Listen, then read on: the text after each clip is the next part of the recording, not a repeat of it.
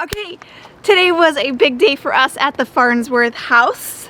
It was our kids' first day back to school for our second year of road school.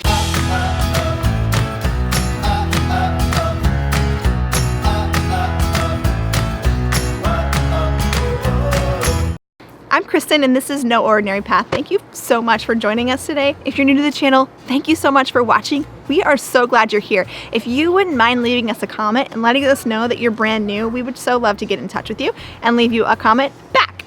And make sure to subscribe and hit the notification button so that you can get more videos coming out soon.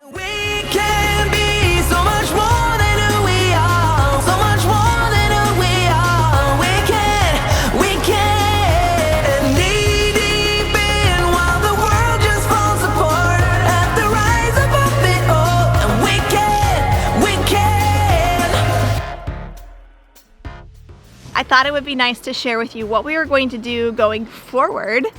Now these are obviously plans that we have and things that we intend to implement that may change throughout the course of the year. Probably will change. I love fresh starts. That's what I love about taking an actual break off. I know there's a lot of homeschool families that continue to school all year round, and that's awesome. I really like the back to school feeling of a fresh start. I even love the feeling of my brand new pens. Last year we did the easy peasy all-in-one homeschool program. It is completely free. It is a Christian-based curriculum and it's fabulous. As you know, we like to boondock and there are several times in which we just don't have very good internet. We went ahead and ordered the books just for math and language arts this year because we've decided that is the only part of the curriculum that we plan to use going forward. We are largely winging the rest of school. So what does winging it mean to us? I wanted to go over that. There's like the homeschool group over here, and there's like this other category called unschooling. Unschooling sounds crazy scary to me, or it did, until I met a whole bunch of families on the road that implement unschooling and their kids are thriving. Unschooling is essentially not doing traditional school. It's no curriculum.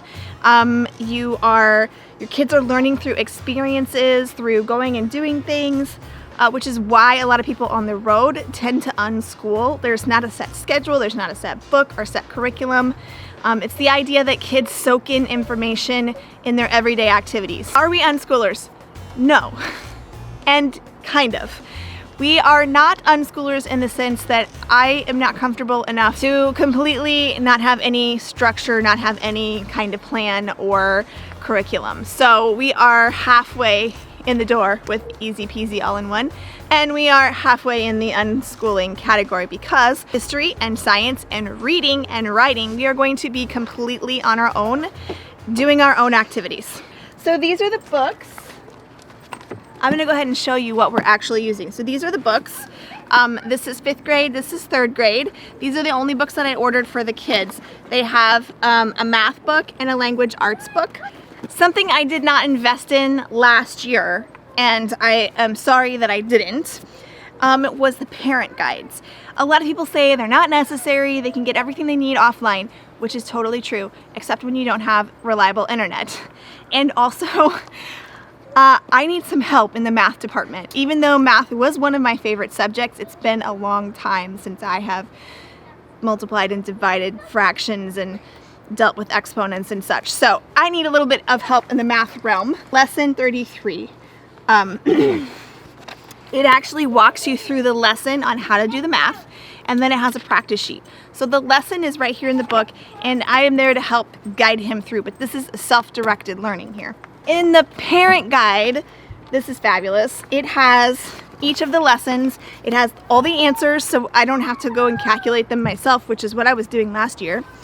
And then also has a full explanation of everything they're learning in case I need some brushing up, which I'm sure I will. So I'm very happy that I got the parent guide. Okay, that's easy peasy. That's what we're doing. As far as Chloe goes, she is not going to be doing the easy peasy getting ready program. That's what they call their kindergarten. And we tried, getting ready has 2 levels, 1 and 2. She did level 1 last year and we didn't really like it. We ended up doing our own thing anyways.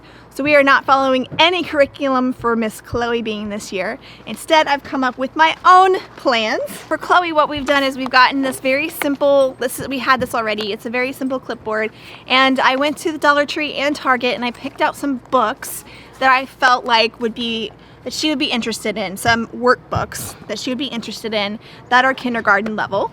And every day, the night before, I'm planning, we'll see how long this lasts, on using this clipboard to put inside the worksheets that I want her to work on that day.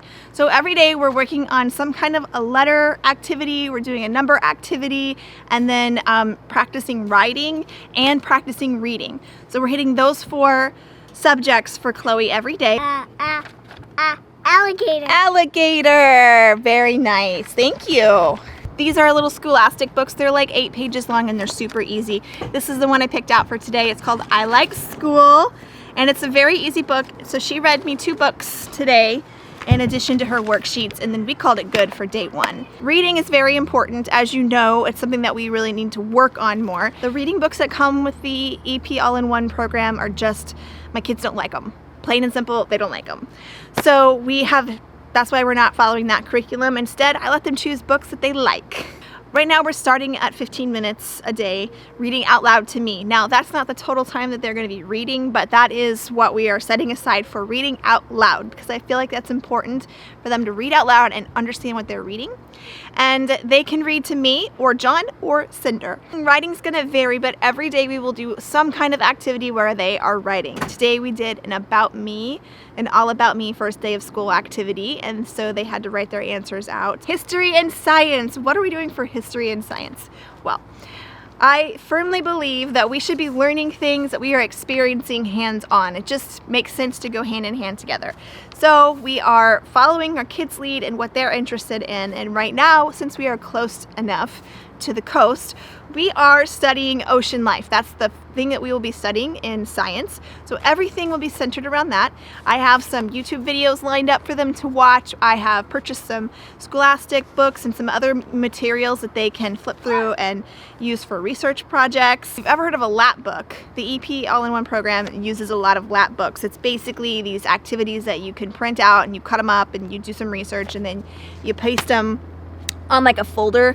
I picked up these blank books at Target. They're totally blank.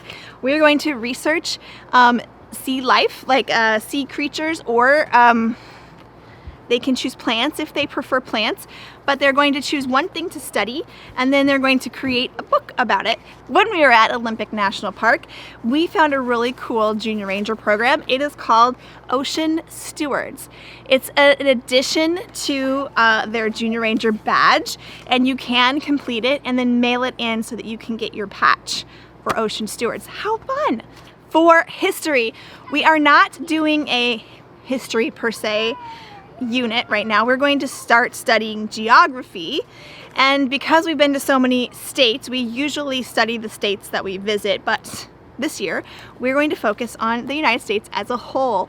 So I picked this up at Target. It is the 50 Great States, and inside here are all of the states, their capitals, their state birds, and their flowers, and some information about the states. It also comes with an app that I plan to put on their tablets, hopefully, so that they can be learning about that in addition. Dun, da, da, da. This is a felt map that I picked up at Target for, I think it was $3, maybe it was $5. And it comes with these kind of fun little felt landmarks that they can put on the map, which is fun because we've been to a lot of them, which is super cool. But really, what I wanted about this was I want them to be able to start recognizing where the states are in the United States, and I thought it would be fun to use a piece of tape and cover up the names and make a game out of it, out of naming the states and such. But here's another tip for you. If you are in a sticks and bricks or perhaps a larger rig than ours, you could use this to display your junior ranger badges. Just pin your badge on the state that you earned it in. How cool is that? Sea life for science, geography for history, and that takes care of that. The rest is all fun and games, folks. They can learn from anything and everything. So we have a zoo trip planned And we have a few other outings planned before we leave the Pacific Northwest, where they are sure to learn a lot more there as well. Remember that anything that you do, everything that you do can become a learning experience, even the laundromat. If you are interested in unschooling, or maybe your kids go to school, but you're looking for ways to enrich their education outside of school, or you're still enjoying summer, because I know some of you are, then we do have some ideas for you on how you can enrich your kids' education using some unschool ideas that I actually talked about in our first video, but it got cut because the video was way too long. So check these tips out. We usually try to send a postcard from every major place that we have visited, whether it's a national park or something like San Francisco, something like that. So they get postcards, and we really encourage the kids to kind of write those. And one other thing that they did too as part of one of their projects for school is they wrote a letter to different people, and they had to handwrite it, and it went through multiple revisions and drafts, which was, very well received, obviously, from the grandparents, but the kids enjoyed doing it also. So we are outside of Crater Lake in the National Forest, just right outside the park boundary. And there's no Wi-Fi, there's no internet, there's no cell phone service, and that forces you as a family to be unplugged. Our kids are unplugged right now. We just got done with a little family hike that was about 2 miles long. We're seeing them color, they read more. We go outside, and when we go on nature hikes and stuff like that, we look at the plants that are surrounding us. We pick up different kind of pine cones and talk about what kind of tree they come from, things like that. Anything and everything, we can't stress this enough. Anything and everything turns into a learning opportunity. The kids had set up their own shop, and it was super cute. It was because we were unplugged and they didn't have any electronics. They went around and they found stuff, and they built this rock shop, and they were selling rocks, and they would bargain with me, and they'd say, my rock is $400, and I'd say, I have a coupon for 10% off. How much is my rock now? We had a really good time just with the math problems. And then of course, anywhere that you go where there's signs about anything, you can encourage your kids to read it to you. At the dinner table, recently we started getting this book out called The Big Book of Why, and the kids will read a fact on there, and they'd be like, Mom, do you know why dogs' noses are wet? And then they would read me why dogs' noses are wet. Those kinds of things, that helps supplement your education, and they're learning without even knowing that they're learning. If you really find something interesting and you would really love to learn more about it, let your kids know how interested you are in that topic, and let them see that you're pursuing that you are Googling, okay, well, we just passed this mountain, and holy cow, that mountain is humongous, what is that? And so, when we have service, we get over and we are searching, oh, it's Mount Shasta. Mount Shasta's a volcano, how cool. Let them in on your own curiosity. Okay, this is my little teacher pouch. This is teal, of course. In here I have my special colored pins, and I have a bunch of hands off for the kids. They are dry erase markers because I like to decorate their dry erase board. That's one tip I would say, especially starting the year out, that it's good to have your kids have an idea of what's happening that day, especially when you don't really have a curriculum per se. But I will say, as the year goes on, we get way lax on that, but it's nice in the beginning because it really sets the tone. I have to have my little bribery.